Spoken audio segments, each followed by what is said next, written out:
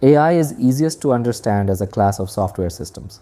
They use patterns in data to produce useful outputs.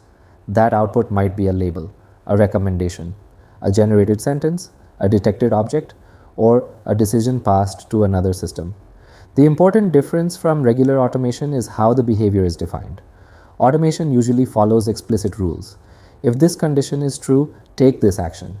AI is useful when the rule is difficult to write directly, but examples are available. A spam filter is a simple example. You could try to maintain a long list of rules, block this phrase, trust this sender, watch this formatting pattern. But spam changes over time, and the rule list becomes fragile. A model can instead learn from examples of spam and normal email. When a new email arrives, the model uses learned patterns to predict whether that email looks suspicious. That word, prediction, is important. In AI systems, prediction does not only mean forecasting the future. It can mean choosing a label, ranking a recommendation, recognizing an image, or selecting the next token in a sentence. So the practical definition is this: AI maps inputs, context, and learned patterns to useful outputs. Next, we'll separate three terms that are often mixed together: AI machine learning and deep learning. In part 1, we defined AI as software that uses patterns in data to produce useful outputs. Now let's separate machine learning and deep learning. Machine learning is a way to build AI systems by training models on data, instead of writing every rule by hand. Two words matter here. An algorithm is the procedure used to learn. A model is the result you get after learning. The algorithm is the training method. The model is the trained system you actually use. For example, take a system that decides whether an email is spam. Instead of writing every rule yourself, you give it many labeled examples. The learning algorithm finds the patterns, and the final model applies those patterns to new email. Deep learning is one type of machine learning. It uses neural networks with many layers, which can learn more complex patterns, especially in text, images, audio, and video. So the relationship is simple. AI is the broad goal. Machine learning is one major way to reach it. Deep learning is one powerful type of machine learning. This is worth knowing because most modern systems, language models, image generators, and speech recognition are built with deep learning. Next, we'll look at what these systems learn from: datasets. In part 2, we said machine learning trains models on data. Now let's define what that data looks like. Data is information a system can use: text, images, numbers, audio, clicks, sensor readings, or examples of past behavior. A dataset is a collection of examples. It is the material a model learns from, tests against, or gets evaluated on. Imagine training a spam filter. Each email in the dataset is one example. The words in the email, the sender address, the links, the timing, and the formatting can all be features. A feature is an input detail the model can use. Some datasets also have labels. A label is the desired answer attached to an example. For the spam filter, the label might be spam or not spam. The model studies many examples and looks for patterns between the features and the labels. Certain phrases, link patterns, or sender behavior may appear more often in spam. This matters because the quality of the dataset strongly affects the quality of the model. If the data is messy, incomplete, biased, or mislabeled, the model can learn the wrong patterns. Next, we'll look at what happens when a model learns from data versus when it is actually used: training and inference. In part 3, we built a dataset. Now let's see the two phases every model goes through: training and inference. Training is when the model learns. We show it many examples from the dataset. Let it make guesses and correct it when it is wrong. Each time it is wrong, the model adjusts its internal settings, called parameters, just a little. Over many rounds, those small corrections add up, and the guesses get better. Think of it like studying. The model practices on known examples until the patterns stick. Training can take time and a lot of computing power. Inference is when the model is used. Training is finished, the settings are frozen, and now we give it something new it has not seen before. The model takes that new input, applies what it learned, and produces an answer. For our spam filter, a fresh email comes in and the model predicts spam or not spam. The key difference is simple. In training, the model is learning and changing. In inference, the model is fixed and just answering. Training usually happens once or now and then on powerful machines. Inference happens constantly every time you get a recommendation, a translation, or a reply. So training builds the model and inference puts it to work. Next, we'll look at the model itself and what we really mean by a parameter. In part 4, we said training adjusts the model's parameters. So let's answer the obvious question. What is a parameter? A parameter is a number inside the model that it can change. Think of it as a small dial the model is allowed to turn. On its own, one dial does almost nothing, but a model has many dials, and together they decide how it responds to any input. Here is the idea. An input comes in. It passes through the parameters, each one nudging the signal up or down. The final settings of all those dials produce the output. When the model is wrong during training, it turns some dials a little and tries again. Learning is just finding the dial settings that work. So a parameter is not something a human writes by hand. It is a value the model discovers on its own by practicing on data. How many dials are we talking about? A small model might have thousands. A large language model can have billions, even trillions. That is why big models feel so capable. More parameters means more room to capture detailed patterns, but it also means more data and more computing power to train. One quick caution: more parameters is not always better. Too many, and the model can memorize instead of generalize. The right size depends on the problem. So, in short, parameters are the model's adjustable dials, tuned by training, and they hold everything the model has learned. Next, we'll look at where those numbers actually live: weights and biases. In part 5, we said parameters are the model's dials. Now let's open one up. Most parameters are one of two kinds: weights and biases. Start with a single neuron. It takes some inputs, combines them, and passes on one number. A weight sits on each input. It decides how much that input matters. A big weight means the input has a strong say. A weight near zero means the model mostly ignores it. So the neuron multiplies each input by its weight and adds the results together. Weights are how the model decides what to pay attention to. Then comes the bias. The bias is a single number added at the end. It shifts the result up or down, no matter what the inputs are. Think of the bias as a default leaning. Even with weak inputs, the bias can push the neuron toward firing or hold it back. Here is the full picture. Each input times its weight, all summed, plus the bias. That total is the neuron's output before it is passed along. Training is simply adjusting these weights and biases. When the model is wrong, it changes them a little, so next time the answer is closer. A network stacks millions of these neurons. Every connection has a weight, every neuron has a bias, and together they store the patterns the model has learned.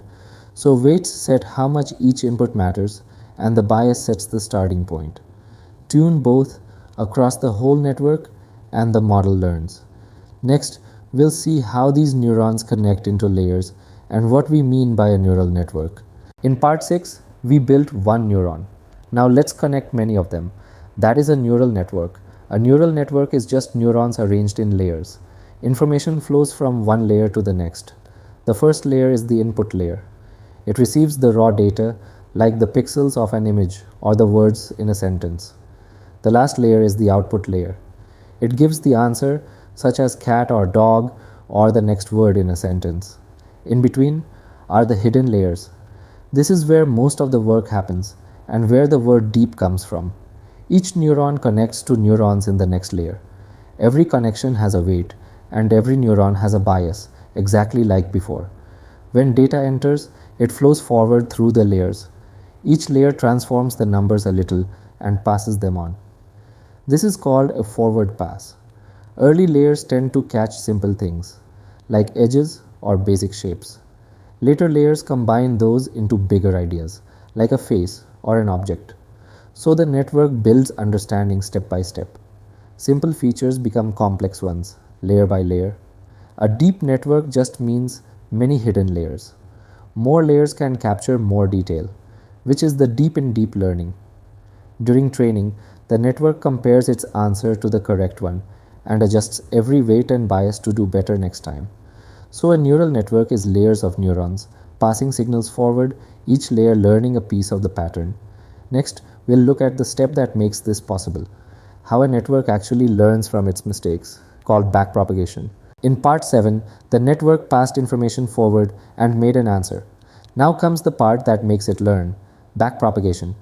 Backpropagation means sending the mistake backward through the network. First, the network makes a guess. For example, it says cat. Then we compare that guess with the correct answer. If the correct answer was dog, the network has an error. That error becomes a learning signal. It asks a very specific question: which weights helped cause this mistake? The answer starts at the output layer, then moves backward, layer by layer. Each connection gets a share of the responsibility. Strong connections that push the wrong answer get corrected more. Weak connections get corrected less. This does not rebuild the whole network. It makes tiny adjustments to the weights and biases. Then the same example runs forward again. The answer changes a little. Training is this loop repeated many times. Forward pass, measure the error, send the correction backward, adjust the weights, try again. At first, the network is mostly guessing. After many examples, the corrections add up. The wrong paths get weaker and the useful paths get stronger. So backpropagation is not a mysterious brain. It is a credit assignment method. It traces the mistake backward and tells each weight how much to change.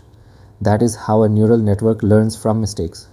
Next, we will look at the step that actually moves the weights, gradient descent. In part 8, backpropagation found the mistake and told each weight how to change.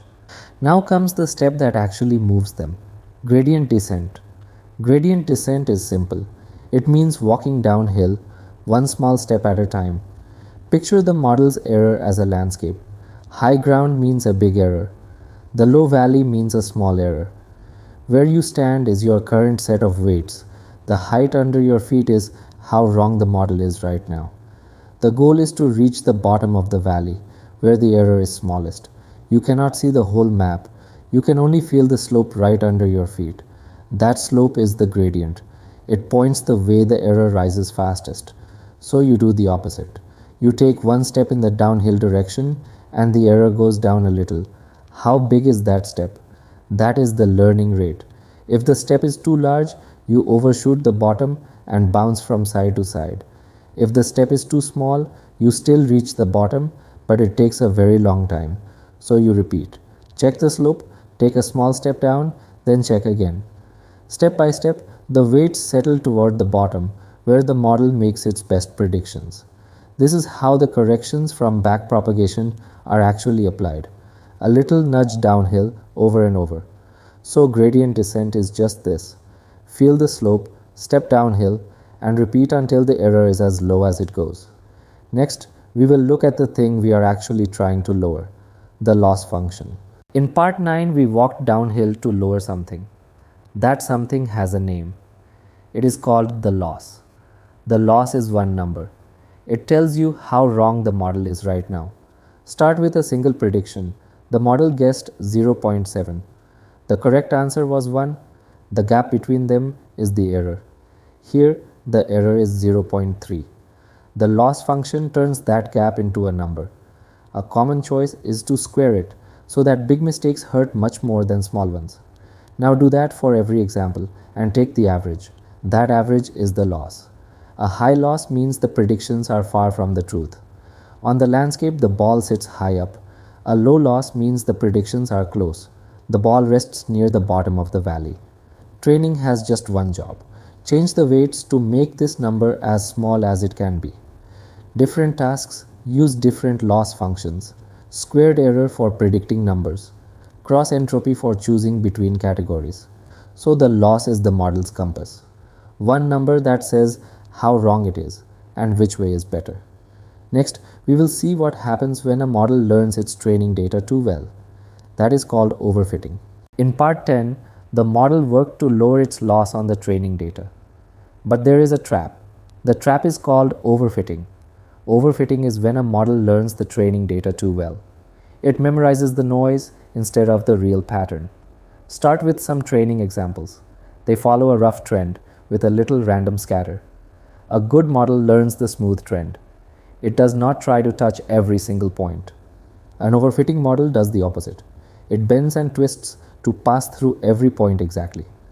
On the training data, this looks perfect. The error is almost zero. But now show it new data it has never seen. The twisted curve misses badly and the error jumps up. That is the signature of overfitting. Low error on training, but high error on new data. A big gap between the two. The opposite problem is underfitting. The model is too simple and misses the pattern even on the training data. We want the middle, complex enough to catch the pattern, but simple enough to stay smooth. To fight overfitting, you can use more data, choose a simpler model, add regularization, or stop training early. Generalization is the real prize. Doing well not on the data it memorized, but on data it has never seen. Next, we begin the language track and look at how text becomes tokens. Part 12. Tokens and Tokenization. A language model does not read text exactly the way you and I do. Before text enters the model, it is broken into small pieces called tokens. A token can be a whole word, part of a word, a number, a symbol, or even a space. So the sentence AI learns patterns might become pieces like AI, learns, and patterns. But a longer word can split into smaller chunks because the model only knows its own token vocabulary. Tokenization is the step that turns raw text into that sequence of tokens. Then each token is converted into an ID number because the model works with numbers, not letters. Those IDs are what move into the next stage, embeddings. Tokens also explain why context windows have limits. When people say a model has a 100,000 token context window, they mean it can only hold that many pieces of text at once. The important idea is simple. Tokens are the model's reading units. Tokenization is how text becomes those units. Coming next, embeddings. To a computer, dog, puppy, and car start as plain text. The letters do not tell it what each word means. We know dog is an animal and a pet. Puppy means a young dog. Car is a vehicle. An embedding is the model's way of turning those meanings into numbers. Think of a vector as a feature recipe. Animal high, pet high, young high, vehicle low.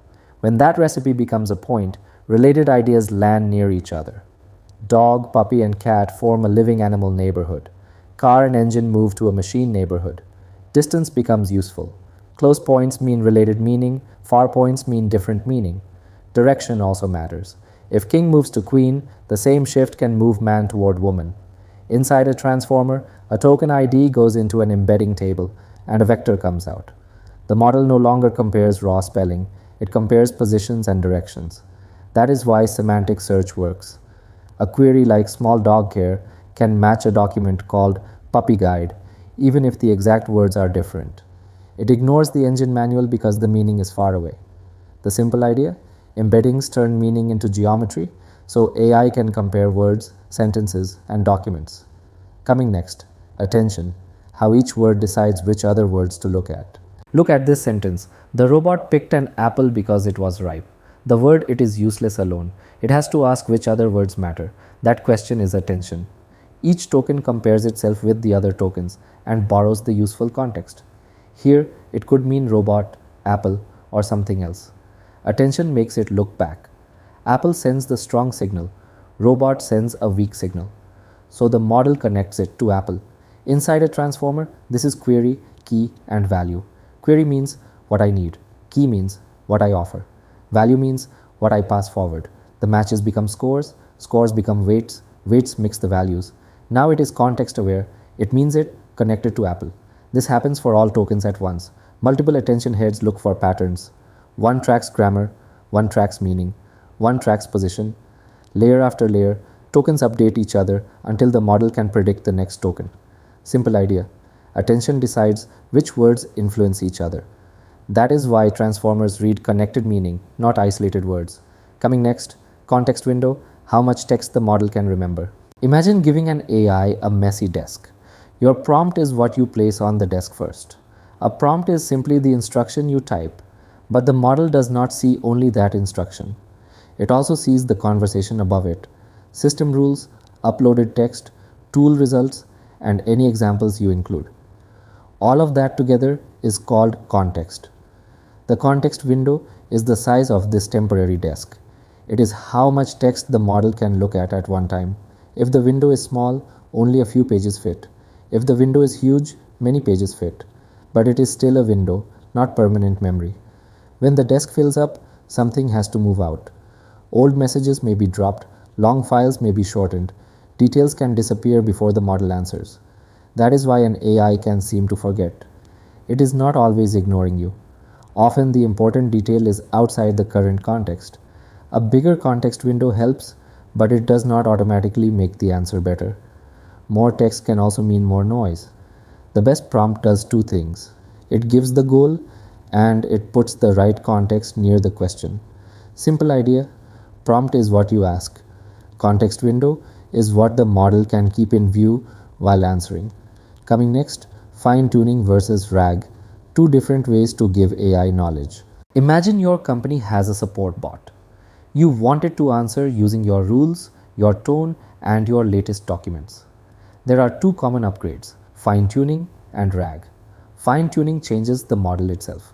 You train it on examples, so its weights shift a little. After that, the behavior is baked in. It can learn your format, your style, and repeated patterns. But fine-tuning is not a live library. If the refund policy changes today, the model does not automatically know. You usually need new training data and another training run. RAG works differently. RAG means retrieval augmented generation. The model stays mostly the same. Before it answers, a search step fetches the most relevant notes, policies, or pages. Those notes go into the context window, and the model writes an answer from them. So use RAG when the facts change, the source must be cited, or the knowledge lives in documents. Use fine-tuning when you want the model to act differently. A format, a voice, a workflow, or a repeated skill. The best systems often use both. RAG brings the facts. Fine-tuning shapes how the model uses them. Simple idea. Fine-tuning changes the model. RAG changes what the model reads before answering. Coming next, hallucination. Why models make things up.